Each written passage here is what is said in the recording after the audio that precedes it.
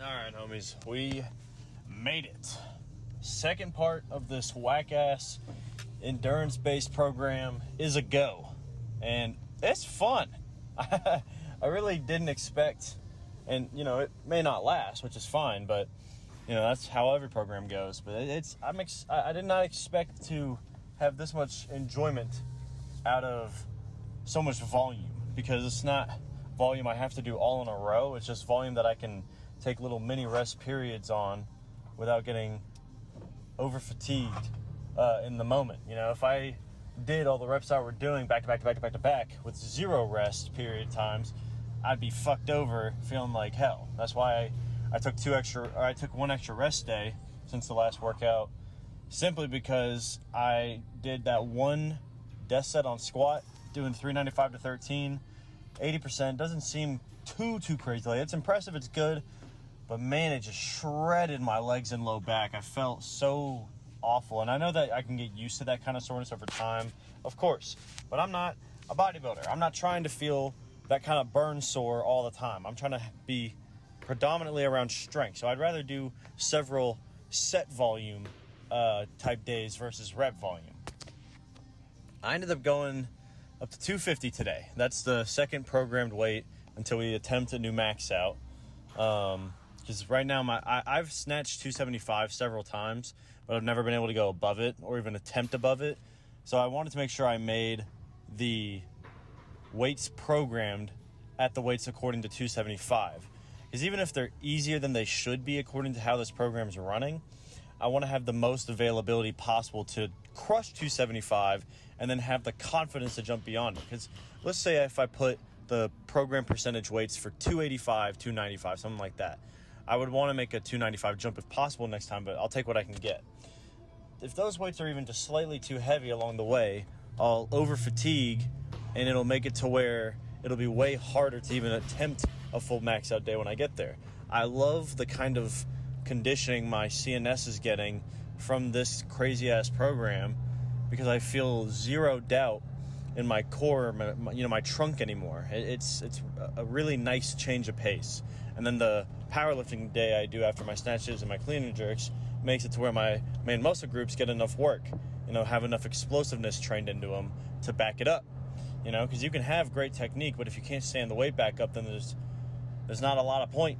I think that you can always run better long term with more strength in reserve than technique. But either way, I cannot complain whatsoever. 250, I felt awful when I got in, just because I took the extra rest day. The technique wasn't wanting to lock in. My overhead position felt very weak. But a lot of times when I take extra rest, it's not that I'm weaker. I just need to get that blood pumping through my joints to get that confidence under the weight. And every time I get to that truly heavy stuff, it's either not there or it just locks in randomly. And I got to 250. And after one or two, I already knew it was going to be a good day. I ended up doing 250 for, I believe, 17 total attempts with very minimal rest. I think I rested less than last time, because unlike the last time I came in and did 220 for 32 attempts, that was fully limited by my mid and low back because of the weight not being an issue for my joints or my main muscle group strength. It was just a CNS, low back type of thing that it was limited by. Today, I stopped what may seem a little bit prematurely, simply because the joints were getting absolutely hammered. Absolutely hammered. It was so tough to lock out today. So, at the very least, I've learned that the effort has transitioned from CNS effort to lockout effort, that speed and explosiveness to get right into that full lockout point. Because, when I had 3 total misses today out of the 17, so 14 makes 3 misses at 250. That's somewhere around 90% of my max. And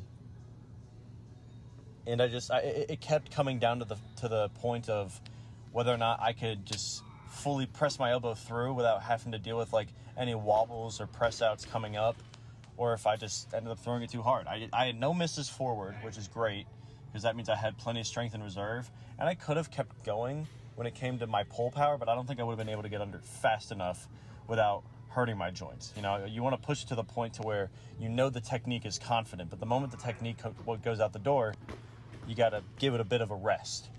But over the moon about it. It's been a lot of fun. I'm not burnt out. It's the least fatigued I've felt when it comes to my my physical. My mental takes a bit more of a toll with this kind of training, but it's the build up to the heavy stuff has been a lot more fun, because before I was just going heavy whenever I felt like it, so there wasn't much surprise or much anticipation for the heavy weights that I earned whenever I got to them. But man, other than that, I've been thinking a lot more about my moving situation lately, you know, just to give you guys an insight about my personal stuff. Because I've mentioned before that I'm pretty much dedicated to moving back to Florida once my lease runs out, because I don't really feel like I can grow here anymore, you know, in Alabama. And it's a double-edged sword. It's, you know, it's a blessing and it's a curse, where every time I know it's the right decision to move, the deciding factor always comes down to one thing. And it's not your job, it's not the town, you know, it's not with the environment you surrounded yourself in. The only thing that makes me want to stay are my people, you know, because when I make my relationships with my people, I try to cherish them as deeply and fight for them as much as I can in the moments, you know, as long as we can communicate with one another and work with one another without blowing up on one another, we can always be there for each other, right? And that bond that I've created with certain specific people, even if it's not a lot of people, I feel like I've made lifetime friendships with people that I've only known for less than a year, you know, which means that I'm getting better at surrounding myself with people that I get along with really well, and I'm getting more social and more open to becoming vulnerable to said people. But saying goodbye is one of the hardest damn things you can do, because that's when you're going to realize how much you truly cherish those people. But if you can't personally progress and have the same passion for your individual lifestyle and the environment you're in, the people you surround yourself with, it shouldn't be the only thing holding you here, you know? The people support you, uplift you, and you depend on them as they depend on you. But you got to be able to have your own individual life outside of that. You know, everybody's got a social battery that's charged differently, you know? Whether you're super independent or super dependent, everybody has a little bit of both, you know? I have a lot of dependency. I constantly feel the need to be around people in fun environments, working a lot, just somewhere where I can be around others, getting uplifting and productive. But I do like my independent days. So it's not that I don't have that. I just prefer to be dependent more than independent. But you got to have a good life balance that doesn't become overbearing for others or yourself. Whole point is that you make these relationships everywhere you go. You know, no matter where you move, I always know that there are good people that I can find as long as I put myself out there and really attempt to find them. And I definitely know that recently I've gotten so comfortable here that I've kind of stopped looking. You know, I love my friend group. I love my daily life. And so people are asking, like, why do you even think about moving? And it's simply, the simple reasons are, I can't go back to school here. I can't progress in my job here. And we have family in Florida. Those are the simple, logical reasons. But I think the bigger, deeper thing is that I don't feel at home anymore. You know what I mean? I feel like I've lived my time out here. You know, I've had my era in Alabama, and it doesn't feel like there's any more growth happening in my life. Because as much as I love my people, and as much as I love to be dependent of my people, I don't feel like I can make this any more of a home than I already have. And I like being in an environment where I'm constantly challenged, constantly improving, constantly increasing the amount of passion that I have for the life that I'm living. And so even if I'm comfortable, even if I'm stable, if I feel stuck or stagnant, unchanging, I want to make the change myself to get in an environment where I can be pushed, want more, live for more. Because we aren't born with purpose. You create your own purpose over time through battling through certain environments and scenarios and your individuality until you finally get your own rhythm to where you could say, the life I live may not be perfect, but it is mine. And I want to be able to put that energy 100% every single day into what I'm doing. And so when people ask me how I'm doing, and I just give them an it is what it is, I can't complain type answer, it makes me sad in the sense that I don't have progressive updates for people typically anymore, where I had a lot to work toward this past year. I used to be a tech. I used to be on night shift. I used to work 12 hours all the time. I got on a better schedule. Well, not when it comes to the hours, but better days, a new, better position, better experience, better people, just progressing all together. But it's now run its course. So, unless I got some crazy offer that would make it irresistible to leave, whether that came from Olympic weightlifting or giving a really high role in the hospital, I can't imagine even wanting to stay, because I can't imagine making that progress without it being given to me. And I don't like having progress given to me. I want to fight for it and earn it.